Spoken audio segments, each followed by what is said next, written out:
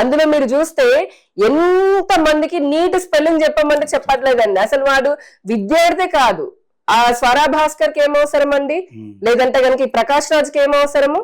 అసలు ముందు సమస్య తీరింది లేదు, నీకు ఇంకా తీరలేదని అనుకున్నప్పుడు నిజంగా నీ కాంగ్రెస్ వాళ్ళు వెళ్తున్నారు అక్కడ. ఆమ్ ఆద్మీ ఏదైతే మనకి కేజ్రీవాల్ ఉన్నాడు అతనికి ఏం అవసరం, నువ్వు సంఘీభావం తెలిపాలని అనుకున్నప్పుడు ఒక రాష్ట్రానికి ముఖ్యమంత్రిలా పనిచేసావు కదా, ఆయన పనిచేశాడు కదా. అండ్ ఇప్పుడు అదే ఆయన ప్రభుత్వం ఉన్నటువంటి పంజాబ్ లో ఎందుకు మరి లాఠీ చార్జ్ చేస్తున్నారు స్టూడెంట్స్ పైన? అక్కడ నిన్న మొన్న నుంచి జరుగుతుంది. ఇది ఆప్ గవర్నమెంట్ లో పంజాబ్ లో పిచ్చ కొడుతున్నారు. ఇక్కడ ఒక న్యాయం అక్కడ ఒక న్యాయమా? ఇక్కడేమో శాంతియుతంగా అని చెప్పని అసలు విద్యార్థులు కొంతమంది ఉన్నారు, అందరూ అనట్లేదు. కొంతమంది నిజంగా వచ్చినటువంటి విద్యార్థులు ఏమంటున్నారు, ఇదేం ప్రొటెస్ట్ అని వాళ్ళే అంటున్నారు.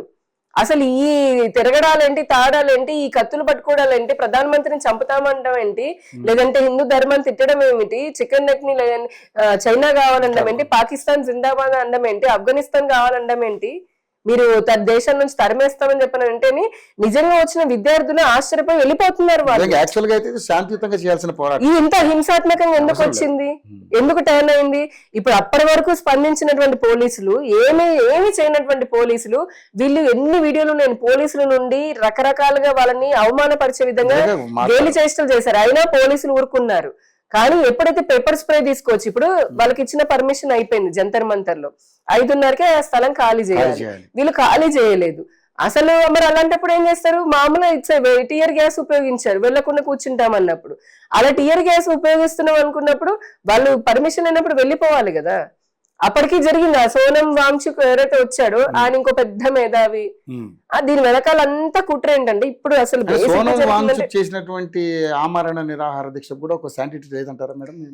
ఇక్కడ మీరు ప్యాటర్న్ చూస్తే గనక ఫస్ట్ లో అరవింద్ కేజ్రీవాల్ యాప్ ఎవరైతే అరవింద్ కేజ్రీవాల్ ఉన్నాడో అన్నా హజారే గుర్తున్నాడా?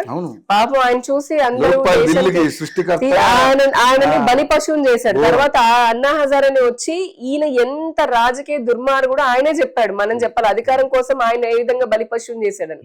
అలాగే ఈ సోనం వాంగ్చుక్ అనే అతన్ని తీసుకొని వచ్చి వీళ్ళందులో బలి పశువుని చెయ్యాలి అని చెప్పని నిర్ణయించుకొని 15 రోజుల పాటు అనుకున్న తర్వాత సోనం వాంగ్చుక్ వాలంటీర్ గా చెప్పాడు, ఆరోగ్యం సహకరించట్లేదు నేను వెళ్ళిపోతున్నాను.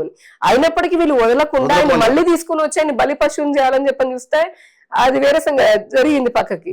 అంటే వీళ్ళకు ఒక బలి పశువు కావాలి. వీళ్ళ ఎజెండా ఏంటంటే నీట్. మేము ఇప్పటికీ అంటున్నాం. అలా చూసుకుంటే గనక ఇదే కాంగ్రెస్ కి ఇది కూడా జూమ్ చేయండి మీరు. అంటే జరగడం తప్పే, అంటే మేము కంపేర్ చేయడం లేదు కానీ మరి అప్పుడు జరిగినప్పుడు ఇప్పటికీ జరుగుతున్నటువంటి కాంగ్రెస్ ఇదిగోండి ఎన్ని లీకులు, పేపర్ లీక్స్ ఒకసారి జూమ్ చేయండి.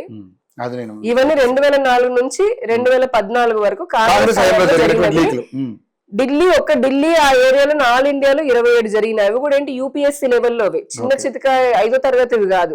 యూపీఎస్సీ ఉంది, ఎయిమ్స్ ఉంది, అందులో గేట్ ఉంది, ఇస్రోకి సంబంధించిన ఉన్నాయి, ఆర్బీఐ ఉంది, ఐబిపిఎస్ బ్యాంకులకు సంబంధించి ఉన్నాయి, ఇంకా చాలా ఉన్నాయి, అంత టైం లేదు. ఉత్తరప్రదేశ్ లో చూస్తే కనుక 9, అన్నిట్లో చాలా యూపీఎస్సీ ఉన్నాయి, యూపీపీఎస్సీ ఉన్నాయి స్టేట్ కి సంబంధించి. ఇవన్నీ ఇంకా కూడా ప్రభుత్వానికి సంబంధించి కూడా.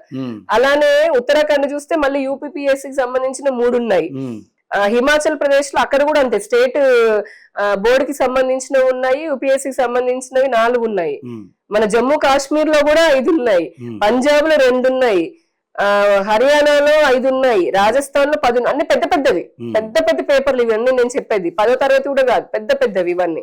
గుజరాత్ లో 8 ఉన్నాయి, మహారాష్ట్రలో 9 జరిగినాయి, కర్ణాటకలో 6 జరిగాయి, కేరళలో 2 జరిగాయి, తెలంగాణలో కూడా 3 జరిగాయి, మధ్యప్రదేశ్ లో 7 జరిగాయి, ఆంధ్రప్రదేశ్ లో 2 జరిగినాయి, తమిళనాడులో 2, ఒడిశాలో 3, జార్ఖండ్ లో 2, బీహార్ లో 5, అరుణాచల్ ప్రదేశ్ లో 1, అస్సాం లో 6, మణిపూర్ లో 1, త్రిపురలో 1, వెస్ట్ బెంగాల్ లో 10.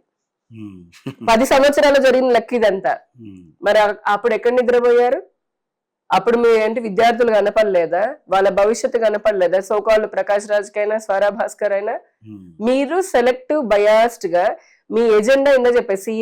సిఏఏ అయినా, యూసీసీ అయినా, ఇప్పుడు ఇదైనా, ఫార్మర్ ప్రొటెస్ట్ అయినా ఒకటే బ్యాచ్ వస్తారండి. వాళ్ళకి ఒకటే ఫండింగ్, బయట నుంచి ఫండింగ్ వస్తుంది, చైనా నుంచి ఫండింగ్ వస్తుంది. వీళ్ళందరికీ ఏంటంటే ఇప్పుడు ప్రకాష్ రాజ్ అంటే వీళ్ళందరూ ఎవరైతే ఉన్నారో ఒక సెట్ ఆఫ్ పీపుల్ ఉంటారు కదా, వాళ్ళకి బయట నుంచి మత మార్పిడి కోసం అని చెప్పనని వాళ్ళ ఎన్జిఓలకి ఫండింగ్ వస్తుంది, ఎఫ్సిఆర్ఏ ఫండింగ్ వస్తుంది. ఇప్పుడు ఈ పార్లమెంట్ సెషన్ లో యాక్చువల్లీ ఇప్పుడు ఎందుకు ఎంత గోల, నిన్న సడన్ గా రాహుల్ గాంధీ పరిగెత్తడము, అసలు ఒక లీడర్ ఆఫ్ అపోజిషన్ అలా చేయొచ్చా అండి? రవి గారు నేను అడుగుతున్నాను. మీరు ఇందాక అన్నారు ప్రతిపక్షం అని చెప్పనని, అదే ప్రతిపక్షానికి చాలా రాష్ట్రాలు ప్రభుత్వాల్లో ఉన్నారు వాళ్ళు, మెంబర్ ఆఫ్ పార్లమెంట్ లో ఉన్నారు వాళ్ళు, వాళ్ళ కుటుంబం నుంచి ఎన్నోసార్లు ప్రధానమంత్రిగా చేసిన వాళ్ళ కుటుంబ సభ్యులు ఉన్నారు. ఒక ప్రధానమంత్రికి ఎంత హై సెక్యూరిటీ జోన్ ఉంటుంది అంటే అత్యధిక జోన్ ప్రెసిడెంట్ కి ప్రధానమంత్రికి ఉంటుంది. ఆయన చెప్పబెట్టకుండా leader of the opposition Rahul Gandhi, Priyanka Vadra, Mallikarjun Kharge sudden గా ప్రధానమంత్రి ఇంటి ముందుకు వెళ్ళి సెక్యూరిటీని బ్రీచ్ చేస్తుంటే, ఒక పక్క ఇటువంటి హింసాత్మక ఘటన జరుగుతున్నప్పుడు వీళ్ళందరినీ ప్రోత్సహించినట్టు కాదా? పైగా వీళ్ళే చెప్తున్నారు, నేపాల్లో మీరు ప్యాటర్న్ చూడండి, నేపాల్లో ఇలానే విద్యార్థి అని చెప్పని మొదలుపెట్టి ప్రభుత్వాన్ని కూల్చి అక్కడ మంత్రి భార్యను చంపేశారు. అసలు బంగ్లాదేశ్ లో అయితే ఇంకా అనకూడదు కానీ ప్రభుత్వాన్ని కూల్చడమే కాదు, ప్రధానిని ఆవిడని చంపాలని చెప్పని ప్రయత్నం చేసి ఆవిడ ఇంట్లోకి వెళ్ళి బ్రాల కూడా ఎత్తుకుని వచ్చి బయట చూపించారు. ఇది విద్యార్థి పేరుతో ఇటువంటిది. ఇప్పుడు మళ్ళీ మనకి శ్రీలంకలో అలానే చేశారు. భారతదేశంలో కూడా ఇటువంటి కుట్రనే ఒకటే ప్యాటర్న్. వీళ్ళందరూ మీరు చూస్తే మొత్తం అక్కడ కనిపించాలంతా దేశ వ్యతిరేకంగా, ఎప్పుడు చూసినా దేశానికి వ్యతిరేకంగా మాట్లాడే వాళ్ళే, భారతదేశం అభివృద్ధికి వ్యతిరేకంగా మాట్లాడే వాళ్ళే. మరి దీన్ని ఏమంటాము? ఎందుకు ఈ హింస? కత్తులు పట్టుకుని వచ్చేది విద్యార్థి మూవ్మెంట్ అంటామా? నిజంగానే వాళ్ళకి చిత్తశుద్ధి ఉంటే పార్లమెంట్ మొదలైంది కదా, వాళ్ళు ఎంపీలే ఉన్నారు. ఇప్పుడు ఇంతమంది సింపదే ఇన్ని పార్టీలు ఉన్నాయి, అక్కడికి వెళ్ళి పార్లమెంట్ లో గొడవ పడండి. ఫస్ట్ టైం అన్నారు మేము చర్చ అన్నారు. చర్చ సరే చేద్దామని స్పీకర్ మొదలు పెడితే మాకు చర్చ వద్దు, ధర్మేంద్ర ప్రధాన్ రిజైన్ అంటారు. ఇక్కడ వీళ్ళ ప్రాబ్లమ్ ఈ నీట్ వల్ల ధర్మేంద్ర ప్రధాన్ గారిని ఎందుకు టార్గెట్ చేశారంటే తెలుసా అండి, ఆయన ఈ 12 సంవత్సరాల్లో మన భారతీయ విద్యా వ్యవస్థలో సమూలమైన మార్పులు తెచ్చారు. ఎటువంటి మార్పులు? గ్లోరిఫైయింగ్ అంటే హిందువులను ఊచకోత కోసినటువంటి ఒక ఔరంగజేబు లేకపోతే ఇట్లాంటి వాళ్ళందరినీ కూడా వారిని ఎంతసేపటికి గ్లోరిఫైయింగ్ గా ఉండేది మన చదువులు, అంటే మొఘళ్ళు గొప్పవాళ్ళు అన్నట్టుగా. అవి తీసేసి వాళ్ళు చేసిన అరాచకాన్ని పుస్తకాలు పెట్టి ఈ రోజున విద్యార్థులకు తెలియపరుస్తున్నారు, అంటే అంత విధ్వంసం చేశారని. అందుకు ఈయన పైన ధర్మేంద్ర ప్రధాన్ పైన కక్ష కట్టారు. ఒకవేళ నిజంగా ఒక సింగిల్ పేపర్ పైన రాజీనామా చేయాలంటే ఇందాక చదివిన లిస్ట్ అంతా ఉంది కదా, కాంగ్రెస్ హయాంలో ఉన్నప్పుడు ఎంత మందిని రాజీనామా చేయించారు? ఇదే రాహుల్ గాంధీ లేదంటే ఇదే కాంగ్రెస్ పార్టీ ఎంతమంది చేయించారు? ఇదే ఆపు ఉంది కదా అప్పుడు. వీళ్ళందరూ ఇప్పుడు వస్తున్నారు కదా, ఈ సోకాళ్ళు సెలబ్రిటీలు అందరూ కూడా అప్పటి నుంచి ఉన్నారు కదా. ఈ సోనం వాంగ్చుక్ ఉన్నాడు కదా అప్పుడు కూడా. ఎందుకు చేయించలేదు నువ్వు అంటే ఇక్కడ వీళ్ళు ధర్మేంద్ర ప్రధాన్ టార్గెట్ ఎందుకనంటే నీట్ పేరుతో, నీటికి జరగాల్సింది చేశాం, నీట్ పేరుతోటి వాళ్ళు ఈ సమూల మార్పులు తీసుకొచ్చినటువంటి వ్యక్తిని చేయాలని. ఎందుకు ఇక్కడ కేవలము అలాంటి వాళ్ళని అంటే మన దేశ వ్యతిరేకంగా వచ్చి చంపినటువంటి వాళ్ళని ప్రజలకు అర్థమయ్యే విధంగా చెప్పడం, పుస్తకాల్లో పెట్టడం దగ్గర నుంచి ఈ రోజున దేశంలో చివరిగా ముగిస్తాను. ఒక ఏం చేశాడు ధర్మేంద్ర ప్రధాన్ అని చూస్తే, అంటే ఎందుకు ఆయన మీద కక్ష కట్టారు అని అంటే 7 కొత్త ఐఐటీలు వచ్చాయండి దేశంలో. ఇవన్నీ ఆయన ద్వారానే వచ్చాయి. 7 ఐఐటీలు వచ్చాయి, ట్రిపుల్ ఐటీలు 16 వచ్చాయి, ఎయిమ్స్ లో 16 కొత్తవి వచ్చాయి, కేంద్రీయ విద్యాలయాలు 57 వచ్చాయి, పిఎం శ్రీ పాఠశాలలని గిరిజన ప్రాంతాల్లో సాధారణ చిన్న అంటే పేద పిల్లల కోసమని వరల్డ్ క్లాస్ ఇన్ఫ్రాస్ట్రక్చర్ తో పిఎం శ్రీ పాఠశాలలు పెట్టాం. అటువంటివి ఎన్ని వచ్చాయి? 14,500 వచ్చాయి. చిన్న పిల్ల అంటే చాలా సాధారణ వ్యక్తులు చదువుకోవడానికని. ఆ తర్వాత ప్రభుత్వ కళాశాలలు 13,000 వచ్చాయి, కొత్త ఉన్నత విద్యా సంస్థలు 19,000 వచ్చాయి, కొత్త యూనివర్సిటీలు 600 కట్టాం దేశంలో. ఎంబీబీఎస్ సీట్లు 51,000 నుండి 103,060కి పెరిగినాయి, ఇంకా పెరుగుతూనే ఉన్నాయి.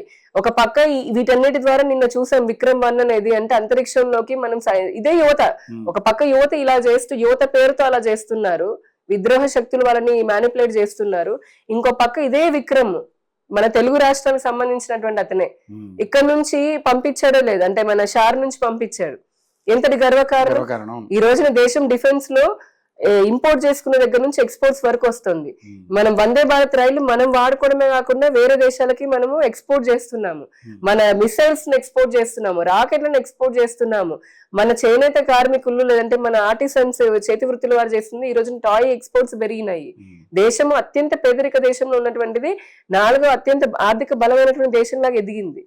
విద్యార్థులు స్టార్టప్లు పెట్టాము, లక్షల కోట్లు ఇస్తున్నాం, స్టాండప్ ఇండియా అన్నాం, మేక్ ఇన్ ఇండియా అన్నాం, ఆత్మనిర్భర్ భారత్ అన్నాం. విద్యార్థులు బాగా చదువుకుంటున్నారు. ఇదే తట్టుకోలేరు కదా, అంటే అదే కదా చెప్పా, తట్టుకోలేనటువంటి వ్యక్తి ధర్మేంద్ర ప్రధాన్ ఆయన ఇంత సమూల మార్పులు చేస్తున్నాడు. అలానే ఇప్పుడు వీళ్ళు ఎలా ఒక ఎజెండా ఉంటుంది కదా, దాన్ని ఆ దేశ వ్యతిరేకంగా ఇప్పుడు డీస్టేబుల్ వాళ్ళు స్పష్టంగా వాళ్ళ వీడియోలోనే చెప్తున్నారు. నేను చెప్పే మాటలు కాదు. ఈ భారతదేశంలో ప్రభుత్వాన్ని కూలుస్తాము, ప్రధానమంత్రిని చంపుతాము, పార్లమెంట్ కూల్చేస్తాము. చదువుకునే విద్యార్థి మాట్లాడతాడో మీరు చెప్పండి ఇప్పుడు. అంటే ఎక్కడ మొదలయ్యి ఎక్కడికి వెళ్తోంది?